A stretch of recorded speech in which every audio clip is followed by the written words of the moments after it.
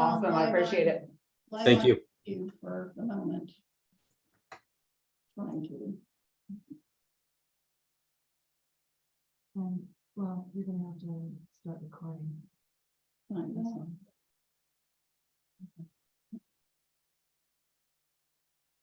You don't have to do anything else with that, it should be.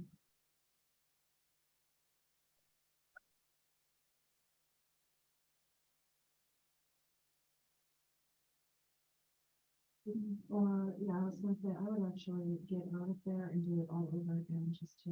That means we reset everything. I'm worried. X out of this.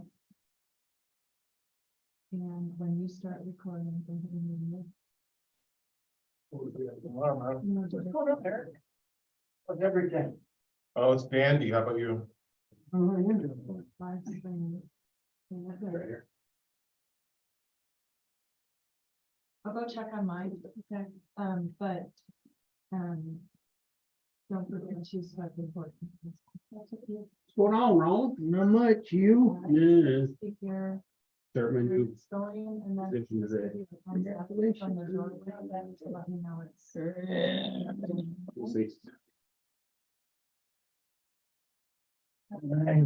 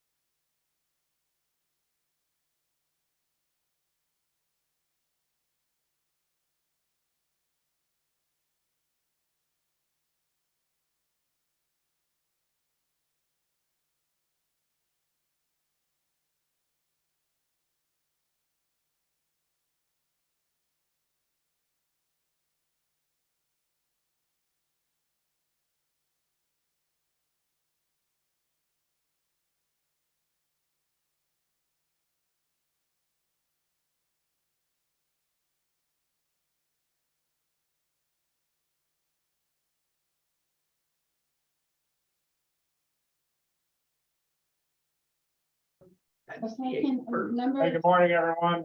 This is John Backett from the Division of Emergency Management. This is the Interstate Mutual Aid Committee meeting for June 12th, 10 a.m. We're going to go ahead and call roll and see if we have enough people to make quorum. okay, Roy Anderson, Present. Ron Boyer, Present. Sean Burke, Present. Todd Carlini. Kyle Serfoglio, Kelly Echeverria, Sam Hicks, Carol Lynn, Don Pelt, Matt Peterson, Colonel Brian Howard, Present.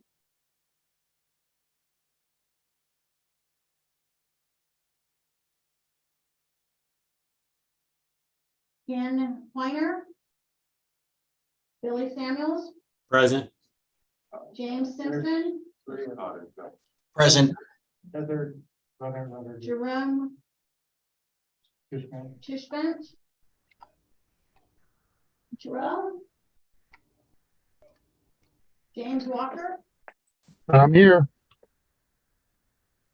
I can see Kelly Echeverria, Here.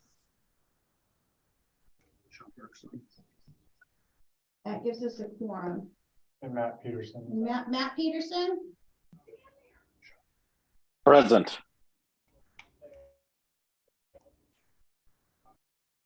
Jerome, are you able to say present? Yes, sir, present. okay, that definitely gives us a quorum. Thank you, everybody. We have quorum. Appreciate everybody taking the time to get on because I know we were running tight to see if we could get a quorum. So we'll move on from agenda item number 1, go to agenda item number 2, public comment. No action may be taken upon a matter raised under this agenda item until the matter itself has been specifically included on an agenda as an item of which action may be taken. So we're got a little bit of lag for our YouTube channel to see if we have an opportunity for any public comment. Do we have any public comment here in the room? Hearing and seeing none. We did not have any versus an email that I saw this morning. All right, no emails sent in for written public comment. Do we have any public comment from any of our members on the Zoom land here? Or any other members of the public?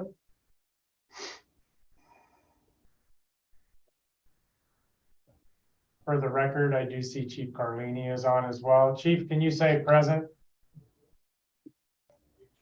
Present. Chief Carlini, present. Thank you, sir.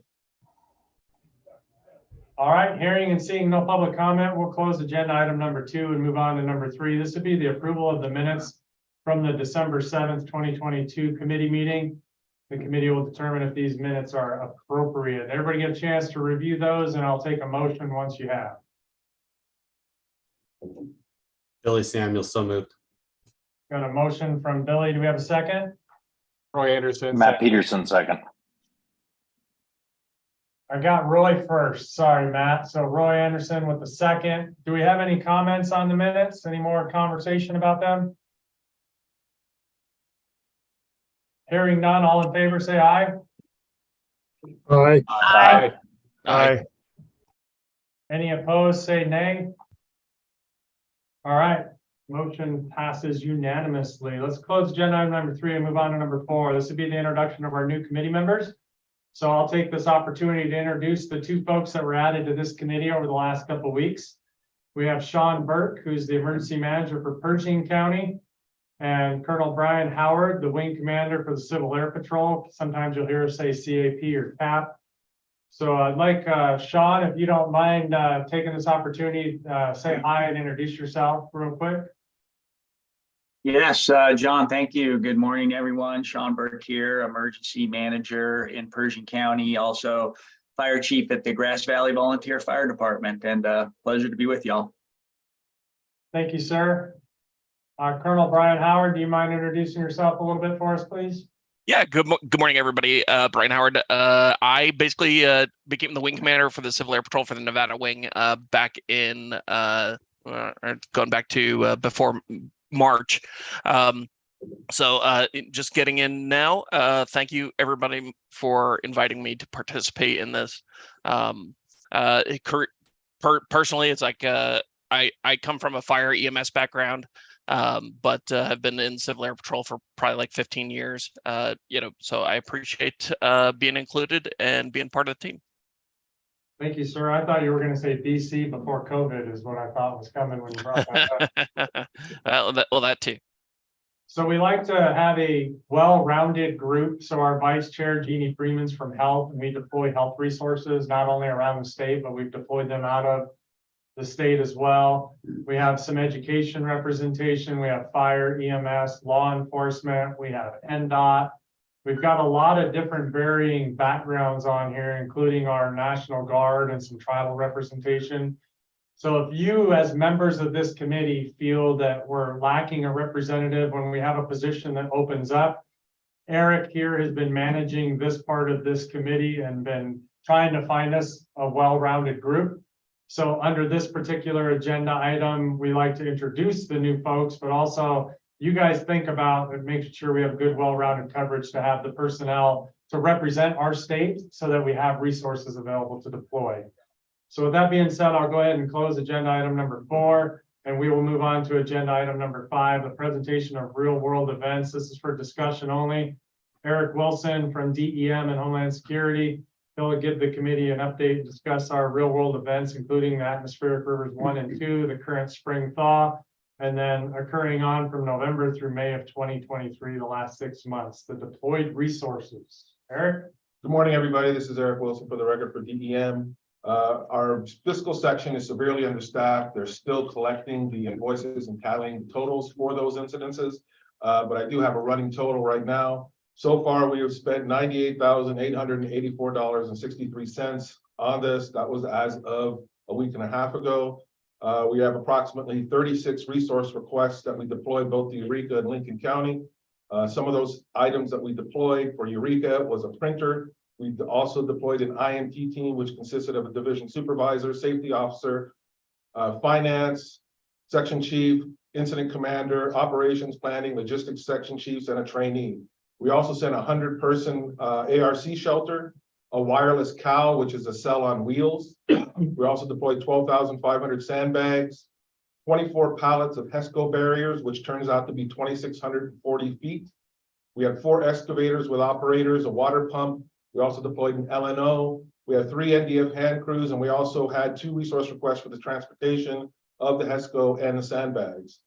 For Lincoln, we also deployed an IMT team, which consisted of an incident commander, planning, logistics, operations, and finance section chiefs. We also deployed 12,500 sandbags to them.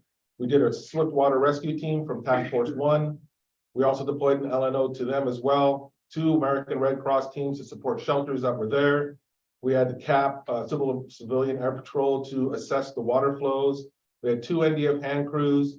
We had 55 12-foot sections of K-rail, 30 personal flotation device, a FirstNet Colt, which is also another cell on wheels, and a 20-yard dumpster. We also had handheld radios for LNOs to both of those counties.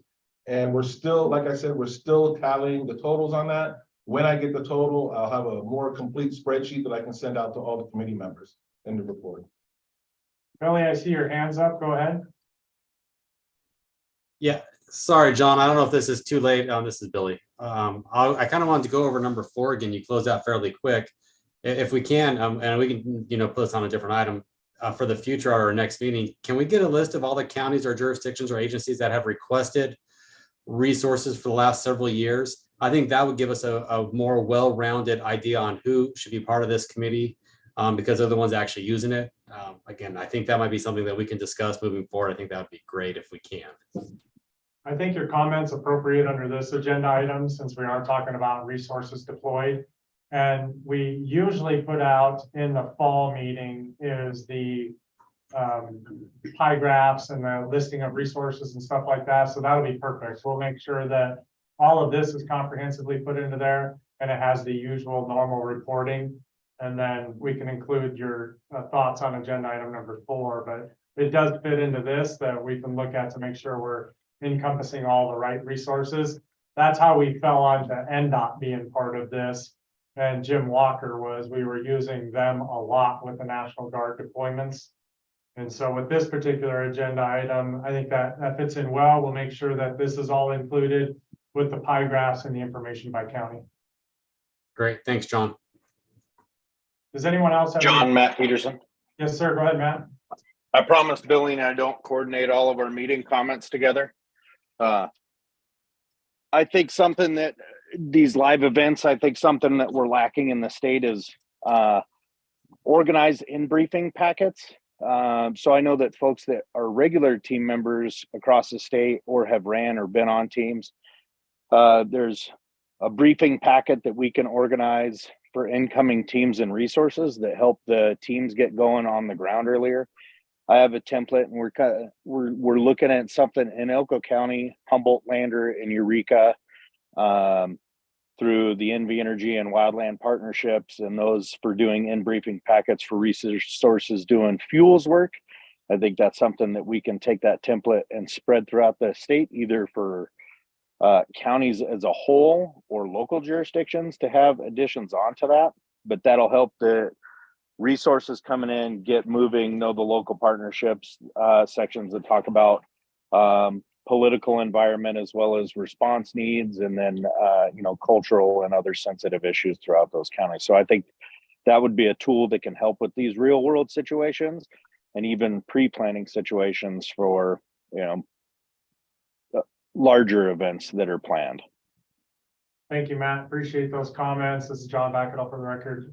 We did hear those same feedbacks from the deployed teams during our after action meeting we held here in person. The teams actually showed up and we were able to collect that. And that's what they were requesting, not only a debrief, but an in-brief packet, including information such as kind of a vague or simple delegation of authority that the county could utilize or the state could utilize. Then this goes to a discussion Melissa's going to have, so I don't want to go too deep into it. And it's also the IMT versus IMAT, and then all the other stuff. We're going to put together a packet. So any information any of you have that have deployed on events that you would like to share through Eric, and then our office is putting together, we're calling it like a just-in-time binder that's going to have everything that they need. And when our LNO shows up before the team, they'll have all the information to help team get going and help understaffed, underexperienced county get going as well. So we do have a couple more comments. Carolyn, I think your hand went up first if you want to go. All I wanted to say was, Matt, thank you. And we definitely would like something of that nature at the county level. And if you need any assistance from Humboldt, please reach out. Thank you, Carol. Chief Carlini. Yeah, my comments with respect to Chief Samuel's thought about, who should be on the committee in terms of the folks that use the resources. I think we need to make sure, though, well, I don't disagree with that. I think we also need, though, to make sure we have a proper blend of participants, and especially when you're looking at those agencies that are resource heavy, or that have significant resource capacity, whether it's in the north or the south. I think making sure we've included those folks somewhere in this process, I think, is important as well. And that can be either for equipment or for personnel if we're looking at, the all hazard IMT concept. Thank you, sir. Colonel Howard.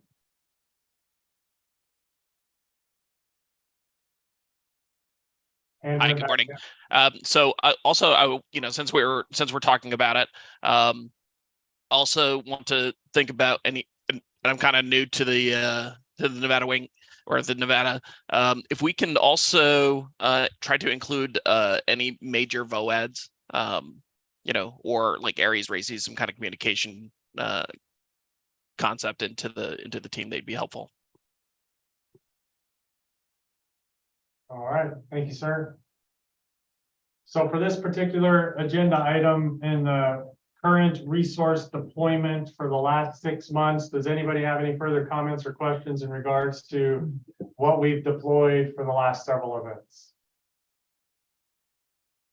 All right, keeping in mind, you will get a report of this on the later in the fall agenda item. We do that comprehensive report where you'll have a packet in front of you and you'll be able to see by hazard, by event, all of that kind of information, what has been deployed by who to who. So if we don't have anything further, Chief Carlini. Yeah, just a question for DEM. How did it all work for you on your end in terms of process? Have we got that message out to everyone in terms of how resources are requested through DEM, and how did it work for you guys? That's a good question. Thank you. So John Bacanal for the record, I'll start this, then anybody else that wants to chime in. We were using the same resource request process through the events that people would submit to our logistics section. And then from there, giving us the who, what, when, where, why, it allowed us to determine what type of resources the state would have, or if we had to go out and get those resources to help augment that county. And it worked well for us, especially working with the two smaller counties, because they didn't have to say, I need a team of 4 and this is what they're going to do. They said, we had this going on, how can you help us? And we were able to determine what resources we could send to that jurisdiction to help augment what they already had in place. And I thought it went really well on our part, being able to review the state bank of resources of who's qualified and certified to do specific work, and then reaching out to our partners across the state to see who was able to go and how long they could be deployed in those locations. So the coordination actually was really easy for us in our aspects. And again, working with those rural counties that just told us what they had going on and how could we help them, helps us a lot in determining what we can send them. Those coordination calls, you've participated in a lot of them, Chief, where we hear what you have going on in your area by getting that situational awareness on a routine basis really helps us analyze what's going on and what we have in a bank that might be able to help assist the local jurisdiction as well. Melissa, Rodney, Eric, anybody have anything to add from your processes of submitting and sending resources? Not myself, no. You pretty much covered it. Melissa, for the record, I think that it went really well the way we did it the last time. I think item number 6 is pretty much covered in this conversation. Working through the process of looking at our local partners really assisted.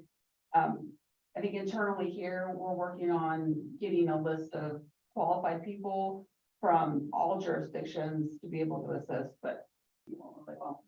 Rodney from us. Yes, Rodney Wright for the record. I think that's one of the things that we could do to make it a little bit easier for us is to have that list that Melissa just mentioned of people who are willing to deploy their qualifications so that we can go to a list instead of calling different agencies and see who they have available. But overall, yeah, I think that the process where we sent out those 2 teams went pretty smoothly. Anybody else have any? Go ahead. Rodney, Matt Peterson. Is there a barrier that's preventing us from using IROC and IQS for maintaining those qualifications? Because there's a wildland section on there for qualifications and an all hazard. And I hesitate for us to reinvent a wheel or try and maintain a spreadsheet that someone has to plug information into when all counties in Nevada are required to be part of the WFPP. If there's folks that don't have career staff, I'm sure there's neighbors that are willing to help with that, but is there a barrier preventing that? Thanks for the question, Matt. This is Melissa for the record. I'm currently trying to regain access into IROC. When we stopped deploying local resources and turned that over to the local dispatch centers, all of our access was terminated. I am actively trying to get access back into IROC so we can use that as a resource. Okay, awesome. And part B or 12 of my comment would be, I've heard of talking about qualified people moving around the state as much as possible. I think with that qualified piece, there needs to be a trainee component direct with it, or we're not going to be developing for the future. So I also think that would be another avenue for using IROC and IQS to identify trainees, help us track through official systems that already exist and not reinventing wheels. So I think that training component is as important as the qualified component. So, Matt, Melissa, again, for the record, we did, when we deployed, and this is item number 6 as well, when we did deploy the resources out into the field, we attached trainees where we could.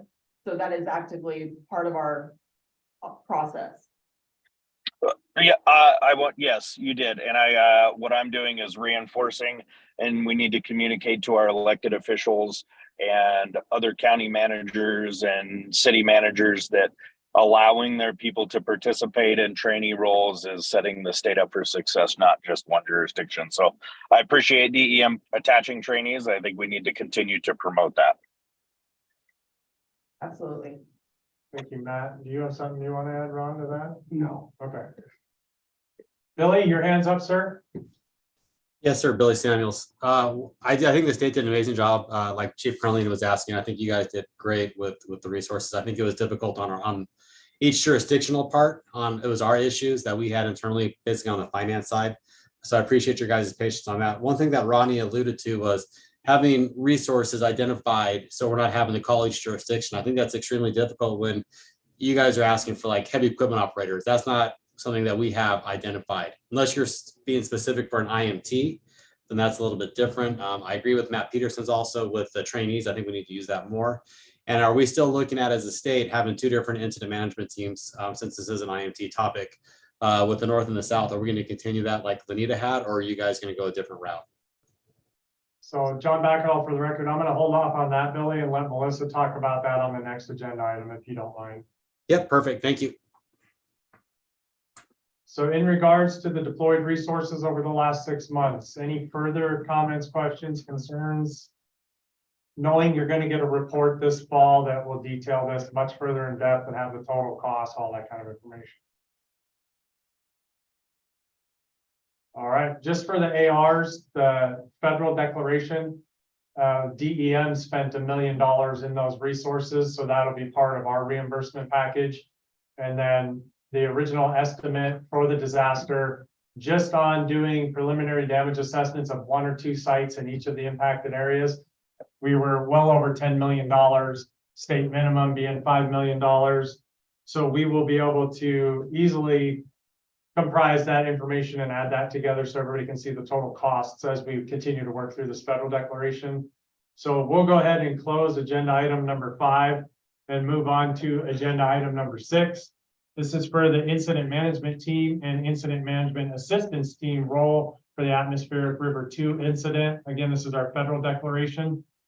The committee will be briefed on how the IMT and the IMAT is being used for Lincoln and Eureka County and the Atmospheric River 2 incident. So we'll also have some further discussion on qualifications, policies, training, and other issues concerning the development and deployment of these resources.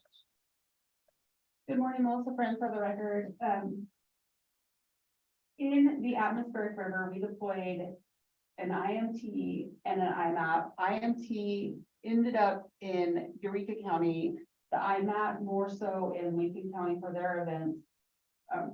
As we deployed, we pulled from all of local jurisdictions, kind of at the time, phoning a friend of knowing who was qualified in different areas, pulled from City of Reno, Truckee Meadows, Division of Forestry, some reservists, retired staff from different agencies, as well as DEM staff for liaison officers. As we deployed, we initially sent them as an incident management assistance team, thinking that they were going to be more involved with the EOC aspect of the incident. The Eureka County incident turned out to be more of an IMAT where they needed direct assistance and coordination versus just support. I think a lot of the other discussion we've already had, we have talked about the in-briefing package, which will be very beneficial for the DEM staff that is responding. Qualifications will be running through us and through IQS as well, IQCS as well, to make sure that they are qualified in the positions that they're going out with.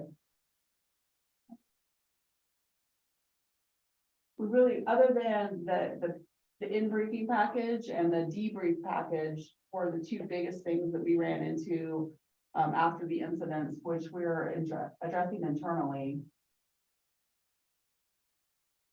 I think that's all I have, other than what we've already covered. So real quick, to add to Melissa, the focus there is the state statute under 414 says that we will have incident management assistance teams, because that's the emergency management role.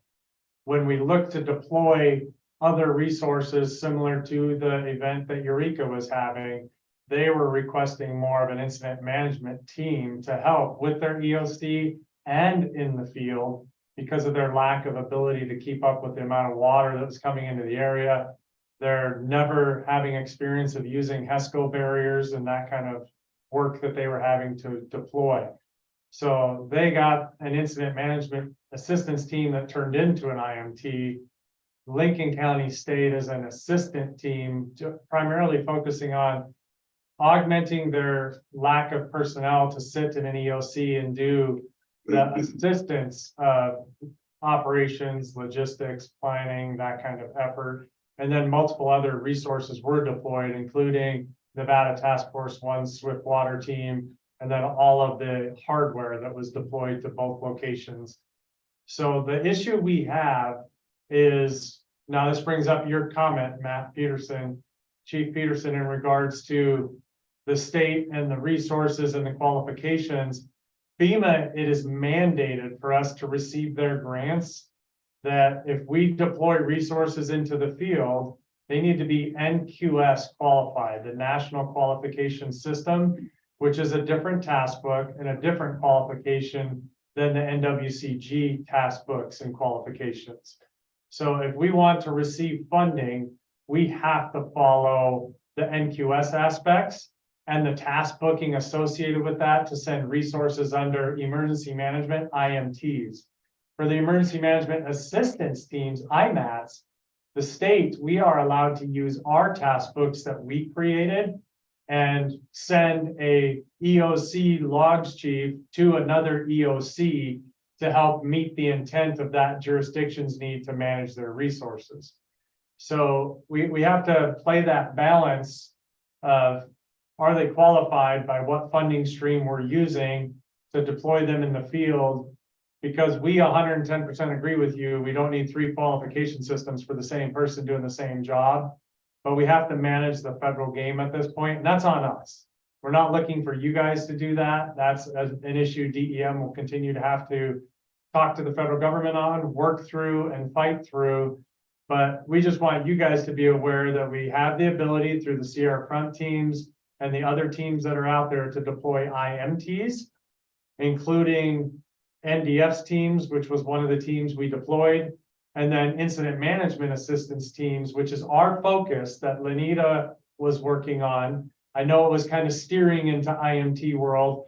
It has to be an incident management assistance team to meet our statutory requirements and to meet the need of what emergency managers were looking for to help send them backfill into their EOCs when something lasts more than 1 or 2 operational periods and they didn't have the capacity to continue to operate an EOC. So that's what we're striving for. But through this committee, we need to be available to review, develop, and deploy IMTs and IMATs. So pending any questions for Melissa or anyone else, the floor is open. John, Matt Peterson, I agree. The national qualifications plus NWCG, there's a way to, I believe there's a way to track both of those in that current system. We will follow up on that, Matt. This is John Backett for the record. Last time I worked in Iraq, that was not the case. It was all wild based. So we will definitely follow up on that and get some further information. John, this is Billy Samuels. Yeah, I agree with Chief Peterson on that. We did the same thing with the crosswalk between the NWCG and the other qualifications. So that is there. That's what we work on as well down here. The one thing I did ask though was, are we going to still keep 2 IMTs through the state? Basically, Tonopah being the cutoff with a north team and a south team. Is that still the state's recommendations? John Backett for the record. Yes, I'm glad you asked your question again. That is exactly what we're looking for. So like this particular incident that's happening, once Lyon County says, we got to tap out, we don't have the resources to keep up with this event, we've been flooding for a month already, can we get an IMAT? We would like to pull resources from Southern Nevada to help them because you're not affected. And vice versa, if something's going on in Southern Nevada and you guys are impacted, or you want to cover for your large scale events like Super Bowl that could last for 2 weeks with the pregame stuff, and you're looking for additional shifts on personnel, we could pull from the north who's not impacted and help augment you. That is exactly what the basis for that bill and now law is about. And that is what our intent as a division is to create those incident management assistant teams north and south. You're 100% correct. Copy that. Thanks, John. To answer, this is John still, to answer the question, Matt, that you brought up, and Billy then countered with his comment. The only thing that does not currently crosswalk between NQS and NWCG is task force and strike team unit leader. So currently NWCG has a multi-phase class to get qualified for those, whereas for NQS or FEMA, it's a single class. So when you're looking for a wildland strike team task force unit leader, that's the only one that currently doesn't crosswalk in training, but we will continue to look into the system and look at the qualification crosswalk for deployable resources. That'll be on DEM to come back to the next meeting. Anyone else on agenda item number 6, IMAT, IMT? All right, seeing and hearing none, we'll close agenda item number 6, move on to agenda item number 7, public comment. No action may be taken upon a matter raised under this particular agenda item until it's specifically been put on the agenda as an action can be taken. Public comments are limited to 3 minutes at the discretion of myself. Does anybody in the room have any public comment? Any written comments since we've been on? No. No public comments been written. How about anybody out there on Zoom land from our committee members or anybody that's partaking in the meeting? Any public comments?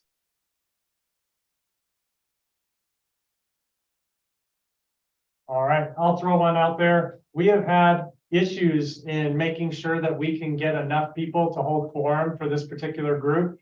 You guys did a great job today.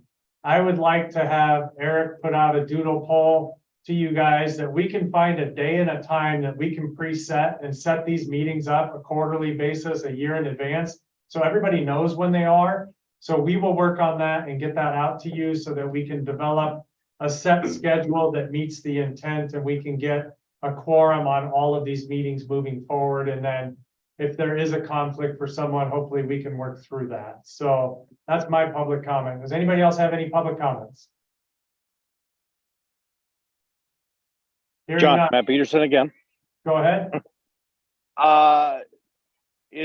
Does this group have the ability to have working committees, or when we have these meetings, do you want us to just bring a product that individuals have worked on, such as the briefing packets, forward? Or how do you envision that? What do you want? Thank you, Matt. This is John for the record. We would like it to come through this committee as an agendized item that we can add it to the agenda. So please get that to us at least a couple weeks before we have that planned meeting. And let's get the agenda item worked out into who's going to present that. It doesn't have to be DEM doing these presentations. So for you yourself, Chief, if you have something like that packet that you would like to bring to the group and we talk about it and we get it discussed and worked through and then hopefully get a vote on it, we can include it as part of the stuff working forward. All of you have experiences at that. So I'd like to get it on the agenda. We work through it and get it approved at this committee. Sounds good. Billy and I'll work on that. Appreciate that. Simpson, I saw that you had turned your camera on, sir. Is there something you wanted to bring up? No, I was just making sure you knew that we were paying attention, that we didn't have anything to bring up. I appreciate that. And I also appreciate your deployable resource during Eureka as well. So thank you for that. Thank you. You're welcome. Billy, you just turned your camera back on. Any public comment? No, sir. I just saw that Matt assigned me to help him with stuff. So no. You wanted to show the shocked face? Yes, sir. All right. Anybody else? Any public comment? All right. We'll close agenda item number 7. Move on to number 8 for adjournment. Do we have a say on who wants to throw it out there to adjourn? Billy Samuel, so moved. All right, we got a motion from Billy. Got a second? Matt Peterson, second. Matt Peterson, second. Any comments? No? Okay. All in favor, say aye. Aye. Aye. Aye. We're adjourned. We appreciate everybody. Have a great week. Thank you. 10:37. Good job. Good job. Hey, did we get your radio back? That's mute.